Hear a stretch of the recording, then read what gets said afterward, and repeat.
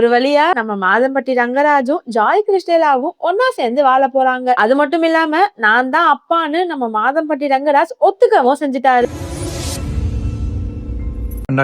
Miss you sorry. இந்த வீடியோவை தொடர்ந்து நம்ம ஜாய் கிருஷ்டிலா என்ன மாதம்பட்டி ரங்கராஜ் மேரேஜ் பண்ணி வயித்துல குழந்தையை கொடுத்துட்டு இப்போ அதை அபார்ட் பண்ணிடு அப்படின்ட்டு ஈஸியா சொல்லிட்டு அவருக்கும் எனக்கும் சம்பந்தமே இல்ல அப்படின்னு சொல்றாரு அப்படின்ட்டு ஒரு ஷாக்கிங்கான மேட்டரை சொல்லியிருந்தாங்க. அதோட நிப்பாட்டாம இவங்களோட மேரேஜ் இமேஜஸா இருக்கட்டும், மாதம்பட்டியோட சாட்ஸா இருக்கட்டும், வீடியோஸா இருக்கட்டும், எல்லாத்தையுமே தொடர்ந்து வெளியிட ஆரம்பிச்சிட்டாங்க. இதுக்கு மாதம்பட்டி தரப்புல இருந்து அவங்கள நான் கல்யாணம் பண்ணவே இல்லை, அந்த குழந்தைக்கும் எனக்கும் சம்பந்தமே இல்லை அப்படின்னு சொல்லியிருந்தாங்க. அதுக்கப்புறமும் கூட ஜாய் கிருஷ்டிலா விடவே இல்லைங்க.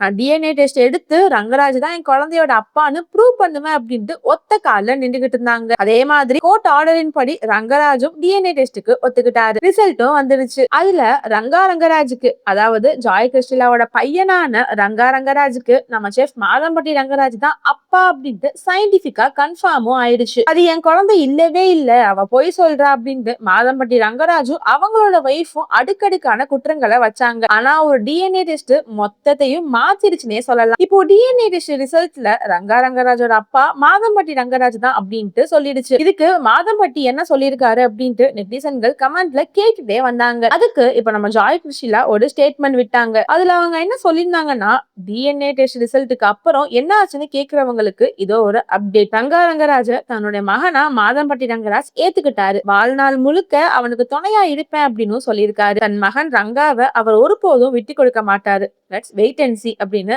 ஜாய் போட்ட வார்த்தை தான் இப்போ பயங்கரமா பேசப்படுது. ரங்கராஜ் மனம் மாறி குழந்தைய ஏத்துக்கிட்டது ஒரு பக்கம் பாசிட்டிவா பார்க்கப்பட்டாலும் இனிமே அவங்க வாழ்க்கை எப்படி இருக்கும் அப்படின்ட்டு நம்ம பொறுத்து இருந்துதான் பார்க்கணும். என்னதான் பிரச்சனைகள் இருந்தாலும் அந்த குழந்தைக்குன்னு ஒரு ஐடென்டிட்டி கிடைச்சது நிஜமாவே நல்ல விஷயம் தான். ரங்கராஜ் எடுத்த இந்த முடிவை பத்தி நீங்க என்ன நினைக்கிறீங்க? இது வெறும் கோர்ட்டுக்கான ஒரு செட்டில்மெண்டா இல்ல மனசார எடுத்த முடிவான்ட்டு உங்க கருத்துக்களை கமெண்ட் செக்ஷன்ல சொல்லுங்க.